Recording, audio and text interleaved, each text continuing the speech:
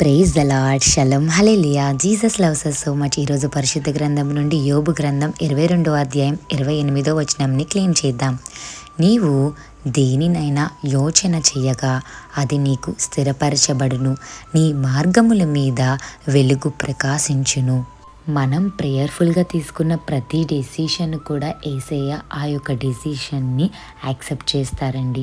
ఇక్కడ వాగ్దానం చూడండి, నీవు దేనినైనా యోచన చేయగా అది నీకు స్థిరపరచబడును, నీ మార్గముల మీద వెలుగు ప్రకాశించును.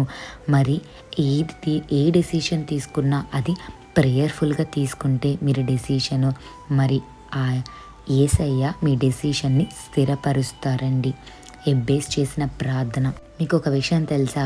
ఎబ్బేస్ వాళ్ళ మదర్ తన జీవితం వేదనలో మునిగిపోయిందని మరి తన కుమారుడికి ఎబ్బేజ్ అని పేరు పెట్టుకుంది. అంటే ఏంటో తెలుసా? వేదన, దుఃఖం.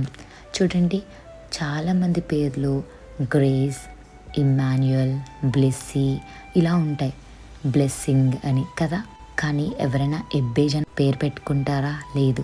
కానీ ఈమె మరి ఎంతో బాధలో ఉందని ఆ పేరు పెట్టుకోవడం జరిగిందండి. మరి ఎబ్బేజ్ చేసిన ప్రార్థన ఎంత అద్భుతమైన ప్రార్థన తెలుసా? ఒక ఫ్యూ మినిట్స్ దేవునితో స్పెండ్ చేస్తారు, కొంతమంది గంట సేపు స్పెండ్ చేస్తారు. అలాగా దేవునితో ఎక్కువ రిలేషన్లో ఉండాలనుకున్న వాళ్ళు ఎక్కువ టైం స్పెండ్ చేస్తారు ప్రేయర్లో కదా.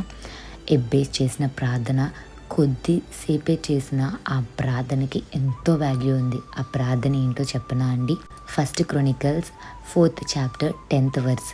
నీవు నన్ను నిశ్చయముగా ఆశీర్వదించి నా సరిహద్దును విశాలపరిచి నీ చెయ్యి నాకు తోడుగా ఉండ దయచేసి నాకు కీడు రాకుండా దానిలో నుండి నన్ను తప్పించుము. అసలు ఎంత చక్కటి వాగ్దానం కదండి. మీరు చేసిన ప్రార్థన, మీరు ఏ ప్రేయర్ చేసుకున్నా ఫస్ట్ ఎబ్బేజ్ చేసిన ప్రేయర్ని గుర్తుపెట్టుకోండి, జ్ఞాపకం తెచ్చుకోండి. చూడండి, మీరు ఆశీర్వాదం పొందుకుంటే మీ ద్వారా అనేక మంది ఆశీర్వాదం పొందుకోగలుగుతారు. మీ సరిహద్దులు విశాలపరిస్తే మీరు అందరికీ షెల్టర్ ఇవ్వగలరు. యేసయ్య తోడు మీకుంటే మీ జీవితం ఆనందంగా ఉంటుంది. అండ్ మీరు ఏ కీడులోకి ప్రవేశించకుండా యేసయ్య తప్పించగలరు. మరి ఈ ఎబ్బేజ్ చేసిన ప్రార్థన మీ జీవితంలో కూడా ఉండాలండి. అలాగే ప్రార్థన పూర్వకంగా మీరు డెసిషన్స్ని తీసుకోండి. అప్పుడు యేసయ్య మీ ప్లాన్ని స్థిరపరుస్తారండి, మీ మార్గాలని విశాలపరుస్తారండి, మీ మార్గంలో వెలుగు కలిగజేస్తారండి. సో ఈ యొక్క వాగ్దానాన్ని క్లీన్ చేసి మీ యొక్క డేని స్టార్ట్ చేయండి. ప్రార్థనతో స్టార్ట్ చేయండి. Have a blessed day in Christ Jesus. Jesus loves us so much. Amen.